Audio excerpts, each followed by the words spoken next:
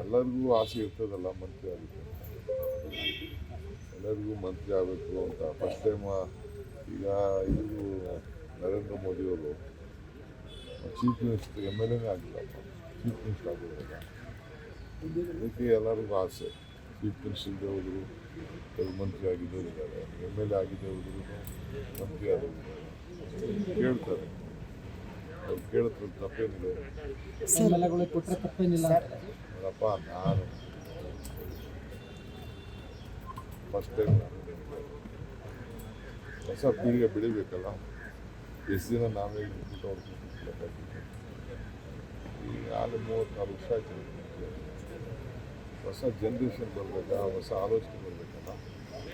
ನಾನು ಹೊಸಬರುಗಳು ಇರಬೇಕು ಅನ್ನೋದಕ್ಕೆ ನಾನು ಅವ್ರಿಗೆಲ್ಲ ಪ್ರೇರಣೆ ಕೊಡೋದು, ಅದನ್ನು ತಯಾರು ಮಾಡಬೇಕಲ್ಲ.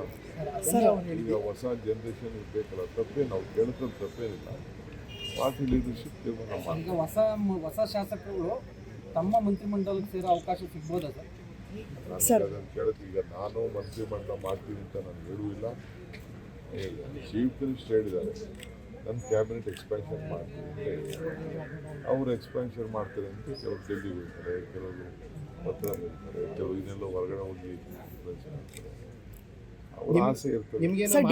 ಎಲ್ಲರಿಗೂ ಆಸೆ ಇರ್ತದಲ್ಲ ಮಂತ್ರಿ ಆಗುತ್ತೆ, ಎಲ್ಲರಿಗೂ ಮಂತ್ರಿ ಆಗಬೇಕು ಅಂತ. ಫಸ್ಟ್ ಟೈಮ್ ಈಗ ಇದು ನರೇಂದ್ರ ಮೋದಿಯವರು ಚೀಫ್ ಮಿನಿಸ್ಟರ್ MLA ಆಗಿಲ್ಲಪ್ಪ, ಚೀಫ್ ಮಿನಿಸ್ಟರ್ ಆಗಿರೋಲ್ಲ. ಅದಕ್ಕೆ ಎಲ್ಲರಿಗೂ ಆಸೆ.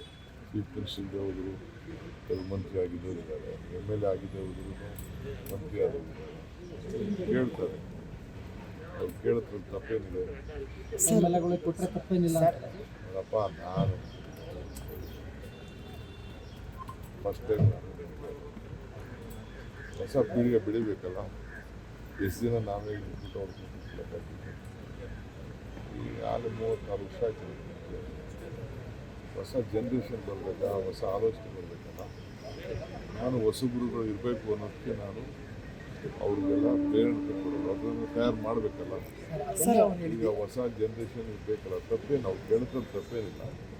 ಪಾರ್ಟಿ ಲೀಡರ್ಶಿಪ್ ತೀರ್ಮಾನ ಮಾಡಿ. ಈಗ ಹೊಸ ಶಾಸಕರುಗಳು ತಮ್ಮ ಮಂತ್ರಿಮಂಡಲಕ್ಕೆ ಸೇರೋ ಅವಕಾಶ ಸಿಗ್ಬೋದಾ ಸರ್? ಅದನ್ನು ಕೇಳ್ತೀವಿ. ಈಗ ನಾನು ಮಂತ್ರಿಮಂಡಲ ಮಾಡ್ತೀನಿ ಅಂತ ನಾನು ಹೇಳುವುದಿಲ್ಲ. ಚೀಫ್ ಮಿನಿಸ್ಟರ್ ಹೇಳಿದ್ದಾರೆ ನನ್ನ ಕ್ಯಾಬಿನೆಟ್ ಎಕ್ಸ್ಪ್ಯಾನ್ಷನ್ ಮಾಡ್ತೀನಿ ಅಂತ ಹೇಳಿದ್ದಾರೆ. ಅವರು ಎಕ್ಸ್ಪ್ಯಾನ್ಷನ್ ಮಾಡ್ತಾರೆ ಅಂತ ಕೆಲವರು ಡೆಲ್ಲಿಗೆ ಹೋಗ್ತಾರೆ, ಕೆಲವರು ಪತ್ರ ಬರೀತಾರೆ, ಕೆಲವು ಇನ್ನೆಲ್ಲ ಹೊರಗಡೆ ಹೋಗಿ ಮಾಡ್ತಾರೆ. ಅವ್ರ ಆಸೆ ಇರ್ತದೆ.